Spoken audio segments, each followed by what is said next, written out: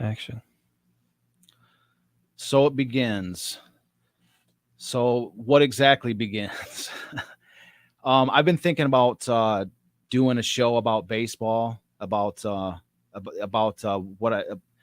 about something that I have to bring out for a very long time, and it's taken me 5-6 years, something like this. I've been talking with Jamie, the producer of this show, the producer of our other show, or my guest, my co-host on the Detroit City of Campions show. I've been talking with him for a very long time. I've been talking with a ton of people for a very long time about doing a show about baseball, and I've been thinking about the best way to do it because, like I'll just come out right out and say it. I have the greatest discovery in baseball. I have the greatest. When I say the greatest discovery, what I mean is I can build the greatest teams that the world has ever seen. And I know that sounds like kind of ridiculous. I thought it was sort of ridiculous. I mean, it sounds ridiculous just coming out of my mouth, but it's nonetheless, it's the reality. And it's the little, just saying that out loud. Whenever I bring that to, whenever I tell it to anybody in the sort of baseball establishment or any type of baseball world, they look at me like I can't even get the door open. Like it's an immediate end to the conversation before even any type of like a response as far as like, what is it? Like I'm yet to have anybody actually say, well, you think you have the greatest discovery in baseball or anything. What is it? And so I haven't, I guess you could say I haven't got past first base. So, the first sort of line of thought comes up is like, well, how could some random guy that nobody's ever heard of have the greatest discovery of something that the entire $10 billion industry of Major League Baseball has missed? How is it possible some random guy has found this? And the answer to that question is like, I don't think I'm some random guy. I've got a track record of discoveries that I just can't even really explain how they come into my possession, but they just do. And I guess I'll explain a little. Maybe I should introduce myself. My name is Charles Avison, and I'll just kind of go through my track record just to kind of give a base, understanding of like where I'm coming from and what sort of gives me even the beginning credentials to make a statement like I've just been making. History's been my obsession for my entire life. I've loved history since I was a child, and I studied Western Michigan University, and I studied at University of Edinburgh, Scotland. And when it was my senior year at Western, I was taking a sports history class, and I came across this fact that it was just an old Detroit Tiger media guide that said, did you know that the Tigers, Lions, Red Wings had won their championships in the same season? And I'd never known that. I mean, think about how basic of a fact that is. The Tigers win think about this trivia question. What year did the Tigers win their first championship? What year did the Lions win their first NFL championship? What year did the Red Wings win their first Stanley Cup? It's a trick question. It's the same season. All within a 7-month stretch of time, all three teams won their first championships. As a diehard sports fan, as a diehard Detroit sports fan, I had never heard that before. I tried to write a 2-page paper for history class, couldn't find enough information to fill a 2-page paper. And that's when I realized, I'm like, if there's no information and I didn't live in 1935 when these events happened, how was I supposed to know? There's no coverage on the news. There's no coverage during games. Nobody ever mentions it.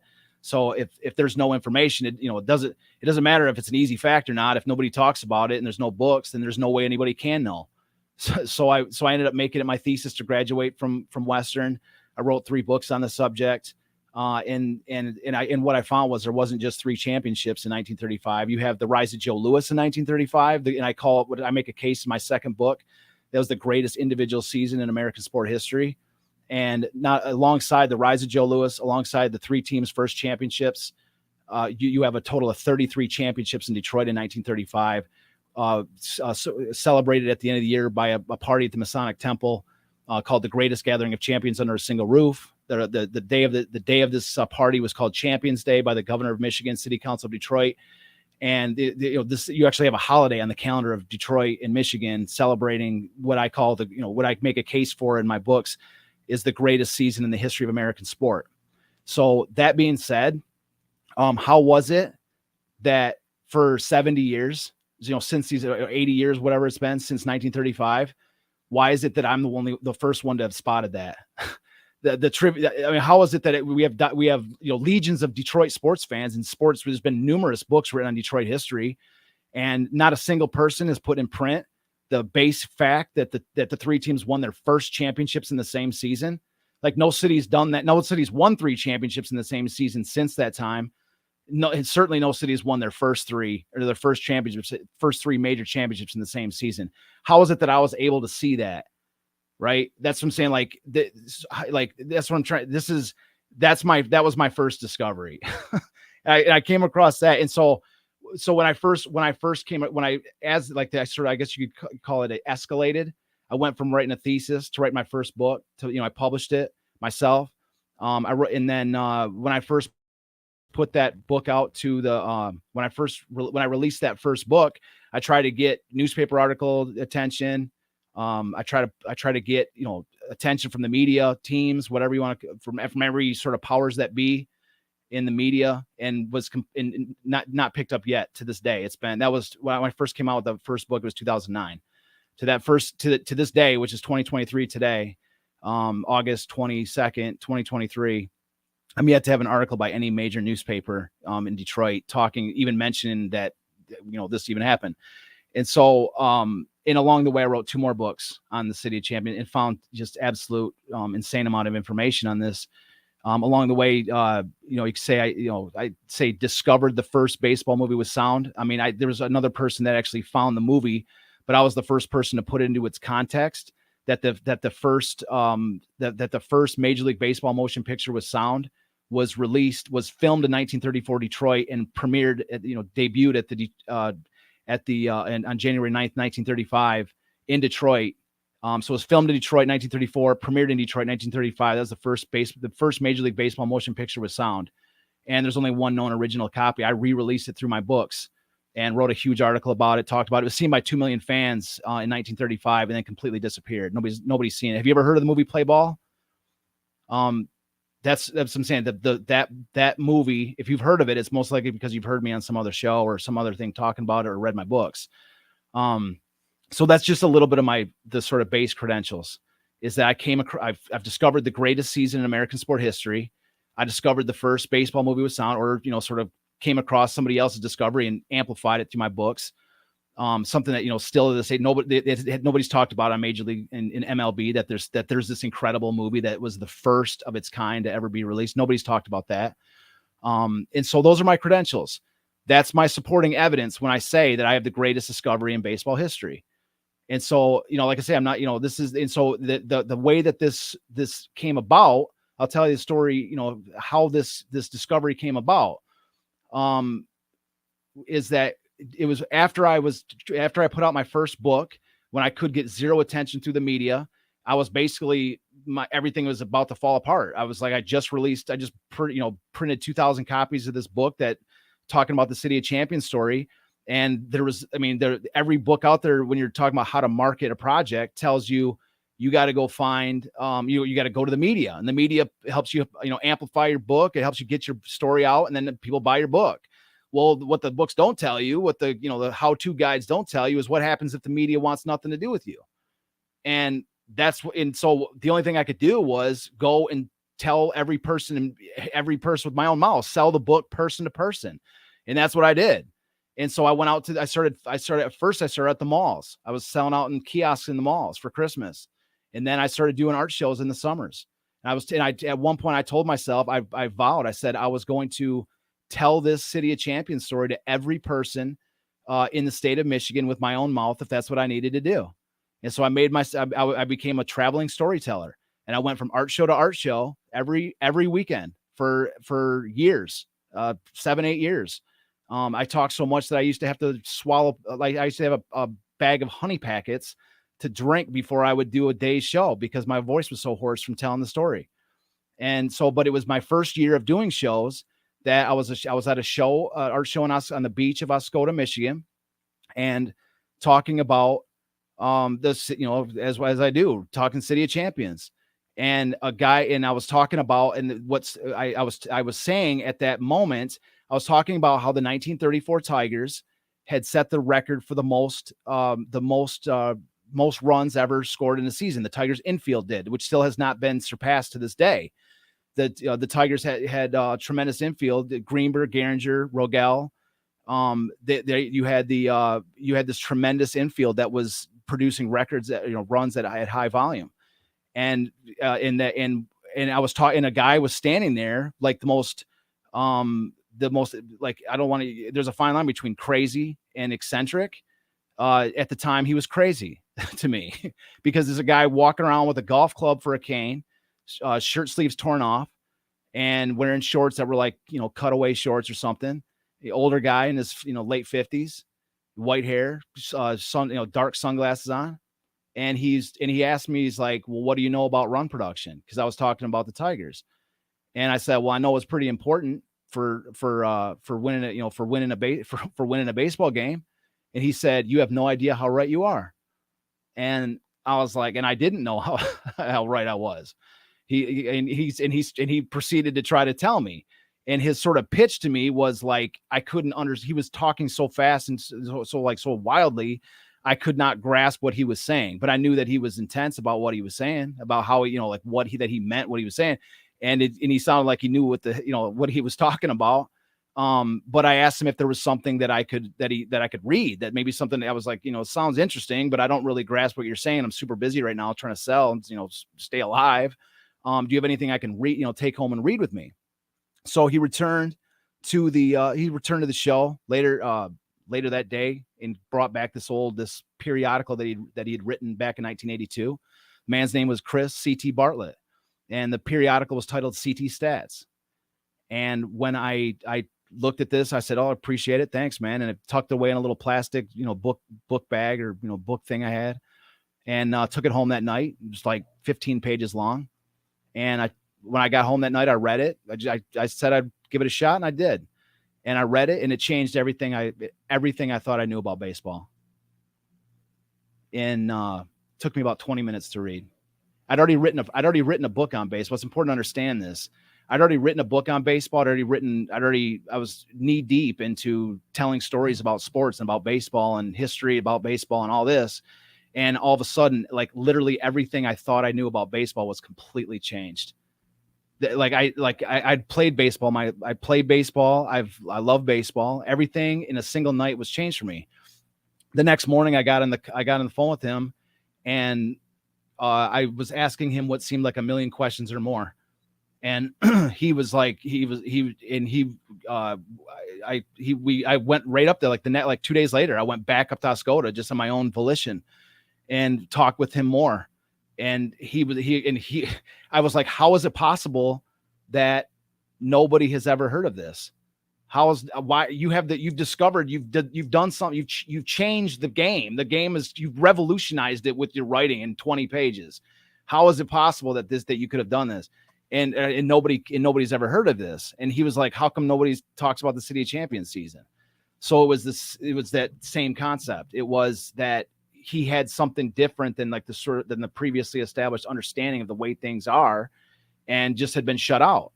And here I was talking to this guy, like at first I thought he was just like kind of a crazy man. And now I'm looking at this guy like he's like Obi-Wan Kenobi with the greatest discovery of an industry changing concept. And we signed contracts immediately. I was like, would you sign a contract with me? I got my own publishing company, my books, I'm not very successful, but I got a company. And he's like, our deal was we had a beer contract, that the contract was that once a year that we had to have at least one beer a year together. And I had to say something about his work or him once a year, every year thereafter. And I've seen, easy contract. I still have the contract, and we became incredible friends. And so in further investigation about why, besides just the fact that like sort of the industry had rejected him, was the idea that he had this degenerative illness, which barely, he was like, the day I met him at the beach was like one of his only like good days of the year. The rest of the year, he was just in absolutely horrific health conditions. So he had no energy. He had no strength to even try to bring this stuff out. And so, so that's, there's much more to talk about with CT. I'm trying to keep these like I want to try to keep these sort of like shows fairly short.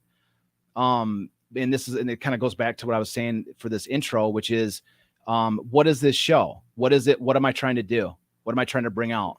I'm trying to bring out the greatest discovery in baseball history, and my credentials for what's happened thus far and where I'm trying to go is that since CT passed away in November 2015, he taught me everything he knew, and then he passed.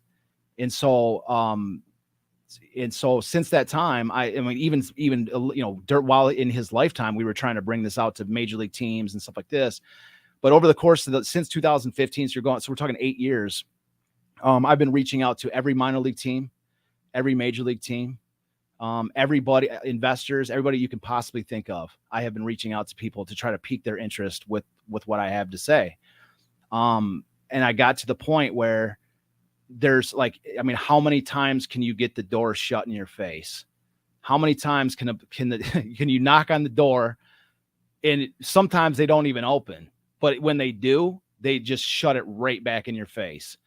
I've been getting the door shut in my face in the City of Campions thing since 2009.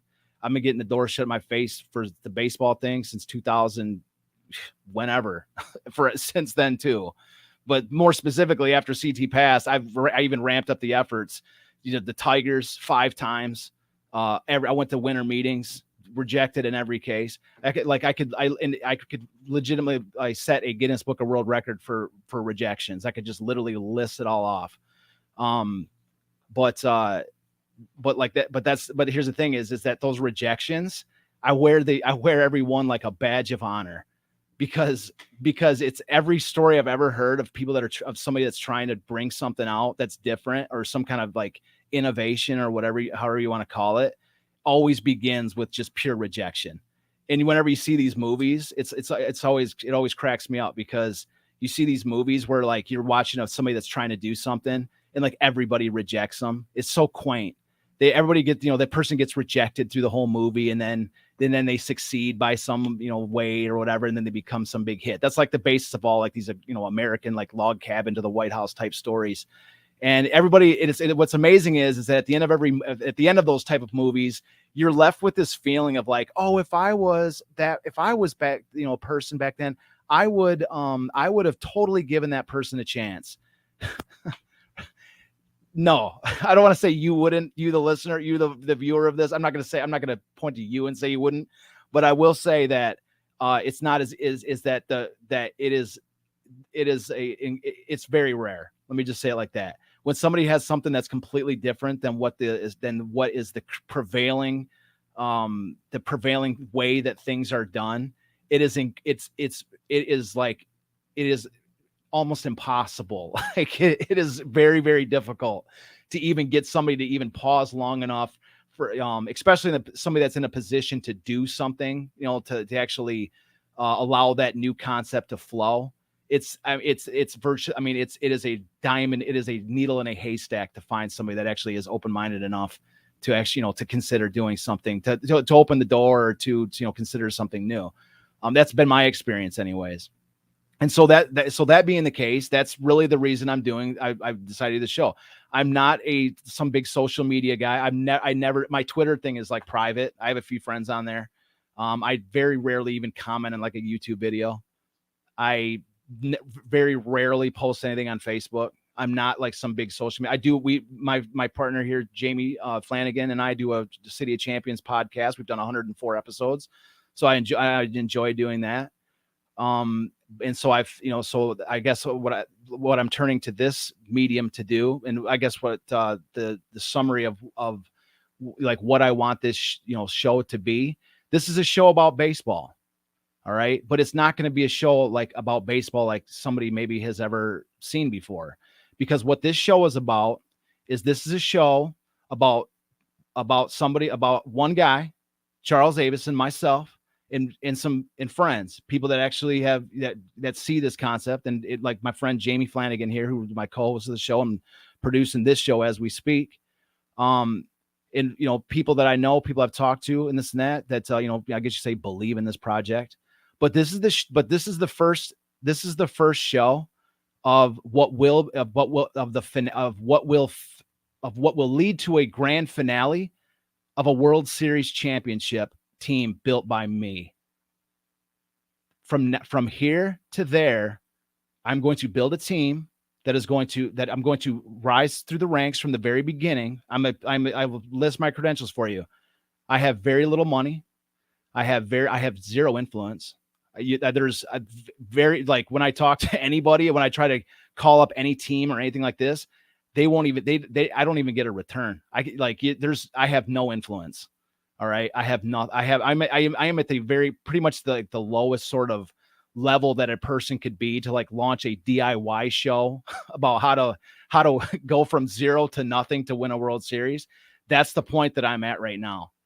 Okay. And so what this show is about is how we're going to, this is, like, I guess you could say, a real-time diary of how we're going to make this happen, of how this is going to happen. Okay. And so when I say it's about baseball, but it's not about baseball, it is about baseball. It is about baseball, but it's different because what I want to present on here, this is not just going to be about me laying down all the ideas that I have and the different concepts for building a team and for the discoveries and all this. I'm sorry to say that that was the main reason why I didn't want to do a show, because if I give away all the information on a show, then what the hell do they need me for? What the hell? They're just going to, anybody that thinks it's a good idea, it's just going to take the ideas and run. So that's not what I'm going to be presenting on this show. You will, if you watch the show regularly, you will glean stuff from it. I will talk about different elements. You will learn about baseball in a totally different way. You most certainly will do that. But the things that I want to present on here are other things that are part of getting to that destination, of getting to the major leagues.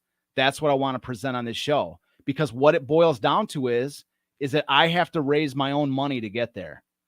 There's no, God willing, through the course of doing this show, maybe I find an investor, maybe I find, people that are interested in being financially part of this. That would be fantastic. But I can't assume that anymore. I'm 45 years old. I've been working on this project since 2009. And I can't assume that there's going to be some big spender that's going to come along and finance this thing and take a shot at a guy who's, can prove everything that he says backwards and forwards. I can't wait any longer. And nor have I been waiting. I've already been launching building the sort of, I guess you call a financial engine that once grown to, large enough size is going to provide, create the necessary capital of doing this. So what, and along the way of building this, like, I guess you say, financial engine towards this, I've learned a great deal. And one of the things that I've learned, or what I've seen, I watch a ton of YouTube videos. I watch a ton of economics. I'm totally into economics. And one of the things that I've seen is that you have these people that are in the stock market. You've got people that are in the crypto market. You got people that are buying and selling gold and silver. You got people in these different facets of economics, and they don't necessarily cross. And a lot of times they look at the other industries as sort of like, oh, I'm a gold bug, I would never get into crypto, or I'm into crypto and the stock market is like old fashioned. I'm into all of them. And I've been doing, well enough that I think I've sort of come up with my own concepts and how they merge and how they sort of interact with each other. And I think I've got some stuff to share along those lines as well. And so when I say, so we're going to be talking economics, we're going to be talking a great deal of economics, and how, but the overall goal of the show is to get to the major leagues. And the way that we get there is going to be through economics and through understanding the way the reality of what baseball currently is, and understanding where and how the weaknesses exist in order to create the path to get to the major leagues. So this is pretty much all I have to say for the show, except for one sort of final thing, which is like really the main element of this show and every show that goes forward is I sit here and say I have the greatest discovery in baseball history. I mean, you could call it Moneyball too. That's probably the best way to describe it. But ultimately the claims that I make, even if I was to lay out everything I have on the table today, like that showed you everything I had, and they put all the cards on the table in an episode, all in one episode. None of it matters. The only thing that matters is proving it on the field. And so anybody that has any sort of critiques and says this guy's crazy, or, oh, maybe this guy has something, none of that, all of those things, all judgments must be reserved until proven on the field, because this entire project, the analytics developed by CT, all the subsequent information gathered and shaped into this proprietary system, which I have to release. It's all built for on the field competition, for winning on the field of competition. All right. It's not built for, I guess I could win debates with it or whatever, but I'm handicapped because I'm not going to give away all my stuff on a show. You see, I'm not going to just I'm not going to defend against, if there's commenters who are like, this guy's an idiot, this guy's crazy, whatever, go ahead and say what you want. I don't even read the comments. I don't read social media stuff. But what I'm saying is that you can debate all you want, but it ultimately, if you see me get a minor league team, which is my initial goal, you see me get a minor league team and I come out and I get destroyed on the field, then yeah, I was crazy. I'm an idiot, right? I tried to do something and it failed. At that point, you can judge me however you want. But until then, until then, you can't pass judgment. Just because it sounds different, and especially since you don't even know what I have, then you're just literally a hater. You're just like literally somebody, or somebody that's like, oh, I know Charles, and I know he's going to have some. You can't pass judgment on that either. Like, I believe I have the greatest discovery. I believe I have something that can get to the major leagues. I believe that I can win a World Series, but until I can actually demonstrate it on the field and prove it to be true, then it's speculation. And so, everything I'm trying to do is to try to get a chance to prove it on the field of competition. And with that, I'm going to sign off. And my goal for this show is to put out, at least once a week, try to put on some kind of, talk about anything and everything, baseball, economics, how we're doing the plan. I think the next show we do, I'm going to be talking a lot more about the vision for one of the larger vision, which is to link up with to help with the bringing back the Montreal Expos via expansion, which is like my real target. But we'll see we'll see. Basically, I just want to come out and spit for each show and whatever I feel like talking about with regards to where we're going. So with that,